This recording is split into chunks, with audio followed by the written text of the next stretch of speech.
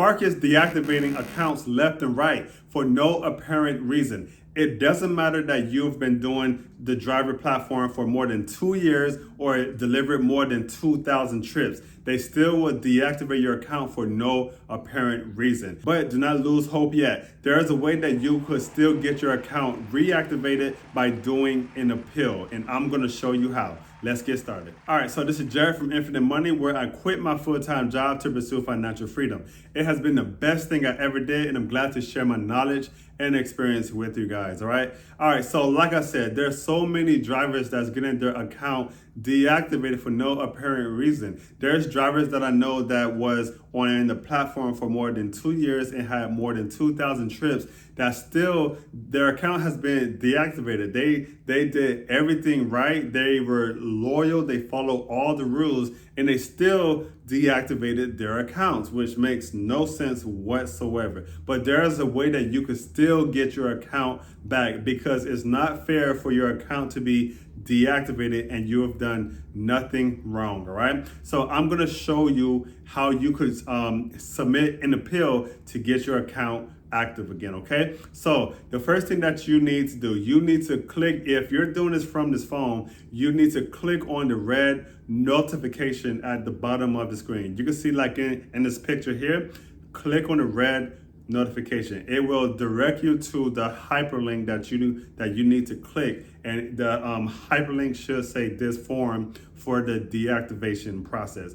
Click on that link. It's going to ask you to sign in. So just use your username, your password, the one-time passcode, and then it will direct you to the appeal form. Okay, you can see here that it asks you for the name, the email, and also the reason on why you're doing this appeal form. Okay, so for the first time deactivations, you want to choose the option if you didn't receive no reason on why your account was deactivated. Choose the option where it says, I do not know the reason for my deactivation. Choose that option. And then below is going to ask you to write like a summary on why we should reactivate your account. Now, what I would do is that I'll write something along the lines of, hey, I've been a loyal driver for more than 2 years that had delivered more than 2,000 trips. I follow all the rules. I didn't use any GPS spoofing. I didn't steal no merchandise. I returned all of the packages. I didn't use any bots or shared accounts. Can you please do your investigation, and you will see that I've done nothing wrong. Please reactivate my account. I will write something along the lines of all of that, all right? And then click submit, all right? Now, if this is not your first time doing an appeal, then you would choose the option, I do not agree with the reason, all right? And in most cases, like Spark would say, your account was deactivated because you manipulated the app, or a store employee reported you, or a customer had reported you saying that you stole their merchandise or being rude, or whatever the reason. Most of the reasons that they give you is so inaccurate or just not true at all right? So make sure that you write a summary explaining if something happened to you where your account was deactivated.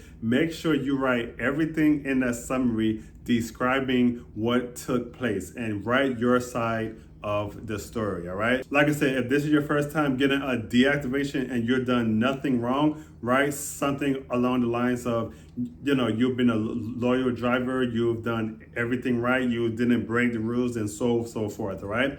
Click submit, and usually they'll tell you that it might take like 7 to 10 business days to hear back from the trust and safety team. Now, the trust and safety team is a team that handles all of the appeals.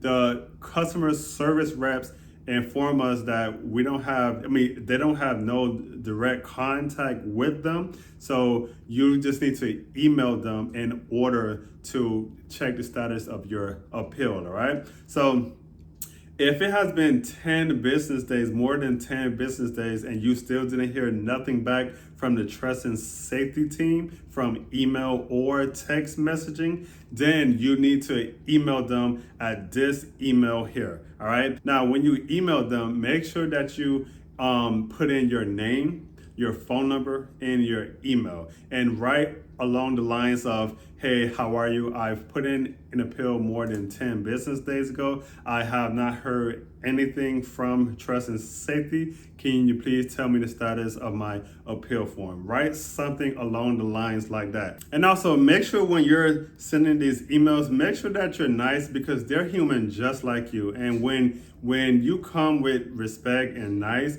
they'll actually help you out. Okay, so just just a word of advice. Okay, and once you send those emails, you should send it like every other day, because from what I found out is that there's been a lot of deactivations, more than 5,000.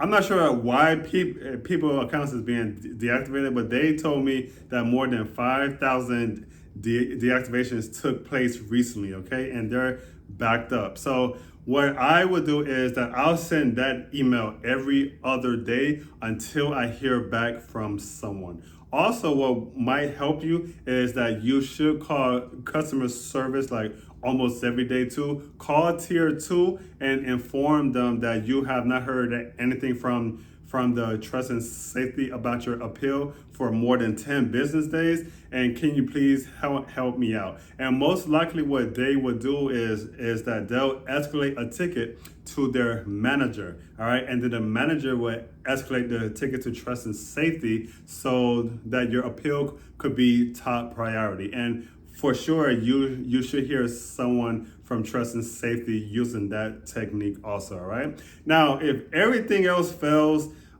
if it has been like more than like 2 weeks, then what you want to do, and this is what most likely helped a lot of people. This is what really helped people to have their account reactivated. You need to send an email, all right, to this email address here, and you need to state that you want a informal telephonic conference. All right, and what that does is that means that the attorney or like someone of a like higher figure will call from Walmart, and they will call you personally to ask you what took place to have your account deactivated. So when they call you, you will just explain your side of the story. All right, you will just explain that you've done everything right, you haven't broken any rules, or if an incident took place, you will tell your side of the story and tell them personally that it wasn't your fault. All right, now when you send in this request,